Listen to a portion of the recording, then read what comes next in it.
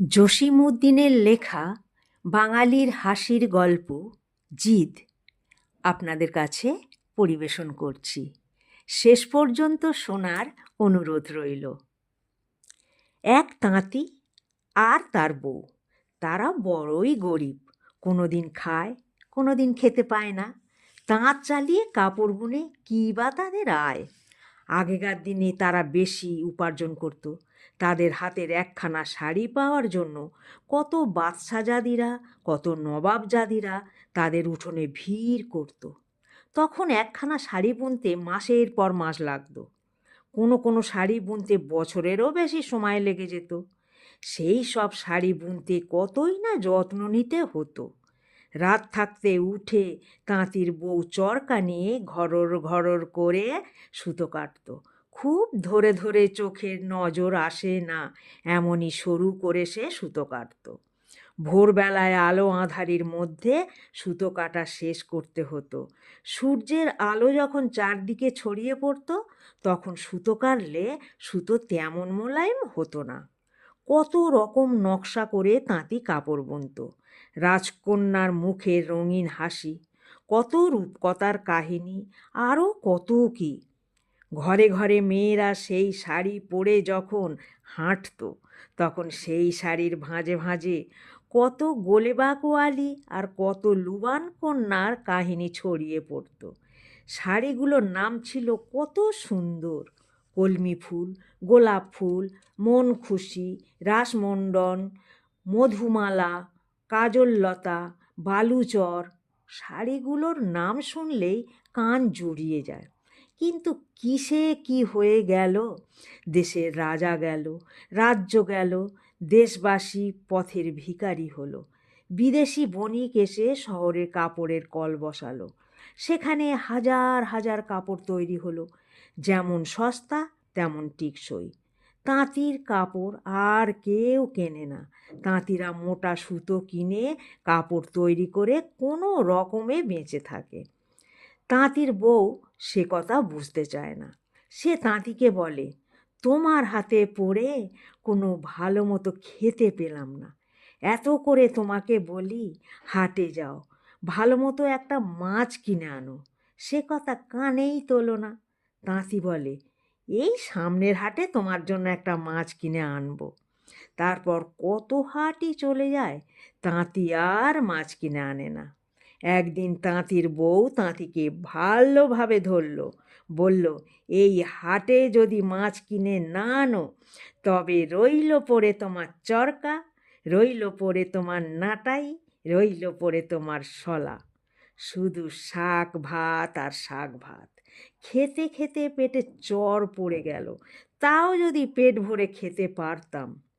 তাঁতি কি আর করে, অনেক খুঁজে একটা ঘষা পয়সা নিয়ে হাটে গেল। এ দোকান ও দোকান ঘুরে অনেক দরদস্তু করে সেই ঘষা পয়সাটা দিয়ে 3টে ছোট ছোট মাছ কিনে আনলো। মাছ দেখে তাঁতি বউ কি খুশি! আহ্লাদে আটখানা হয়ে সে মাছ কুটতে বসলো। এভাবে ঘুরিয়ে ওভাবে ঘুরিয়ে কত রকম করে সে মাছ কাটলো, যেন সত্যি সত্যি একটা বড় মাছ কেটেছে। তারপর পরিপাটি করে সেই মাছ রান্না করে তাঁতিকে খেতে ডাকলো। তাঁতি আর তার বউ খেতে বসলো। 3টে মাছ, কে 2টো খাবে আর কে একটা খাবে কিছুতেই তারা ঠিক করতে পারল না। তাঁতি বউকে বলল, দেখো, রোদে ঘেমে কত দূরের পথ হেঁটে এই মাছ কিনে এনেছি, আমি 2টো খাই, তুমি একটা খাও। বউ বলে, হুম, তা হবে না। এতদিন বলে কয়ে কত মান অভিমান করে তোমাকে দিয়ে মাছ কিনিয়ে আনলাম, আমি 2টো মাছ খাবো? তাঁতি বলে, তা কিছুতেই হবে না। কথায় কথা বাড়ে, তর্ক বাড়ে, সেই সঙ্গে রাত বাড়ে, কিন্তু কিছুতেই মীমাংসা হয় না। অনেক বাদানুবাদ, অনেক কথা কাটাকাটি করে নিজেরা ঠিক করলো তারা চুপ করে ঘুমিয়ে থাকবে, যে আগে কথা বলবে সেই একটা মাছ খাবে। তাঁতি এদিকে মুখ করে, তাঁতির বউ ওদিকে মুখ করে শুয়ে রইল। দুপুর কেটে সন্ধ্যা হলো, কিন্তু কারোর মুখে কোনো কথা নেই। বেলা যখন শেষ, পাড়ার লোকেরা বলাবলি করে, আর ভাই, আজ তাঁতি আর তাঁতির বউকে দেখছি না কেন? তাদের বাড়িতে তাঁতের খটর খটর শুনি না, চরকার ঘরর ঘরর শুনি না। কোনো অসুখ বিসুখ করলো নাকি? আহা, তাঁতি বড় ভালো মানুষ, বেচারা গরিব হলে কি হবে, কারোর কোনো দিন ক্ষতি করেনি। একজন বলল, চলো ভাই, ভেতরে গিয়ে দেখে আসি। পাড়ার লোকেরা তাঁতির দরজায় গিয়ে ডাকাডাকি আরম্ভ করলো, কিন্তু কোনো সাড়া শব্দ নেই।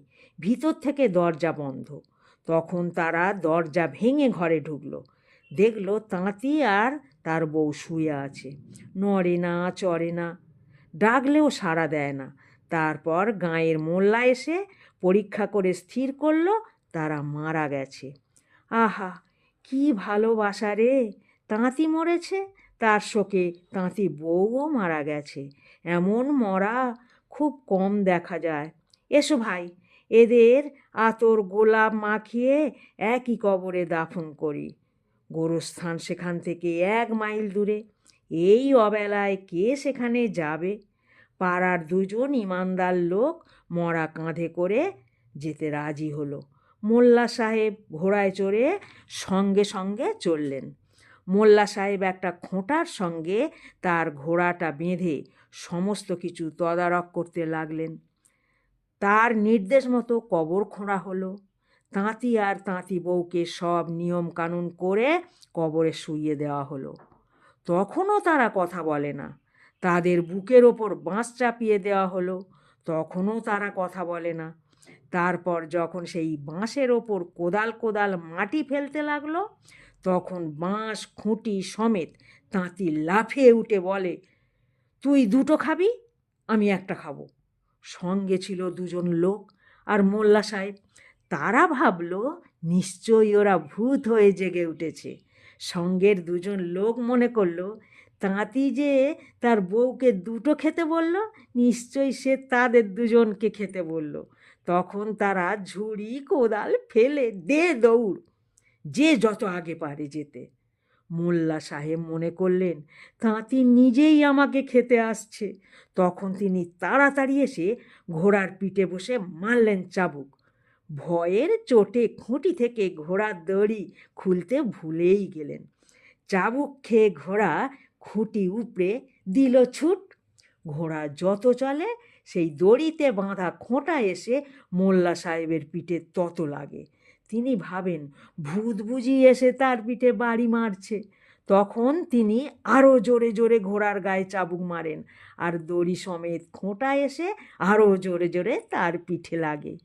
হাসতে হাসতে তাঁতি আর তাঁতির বউ বাড়ি এসে ভাত খেতে বসলো।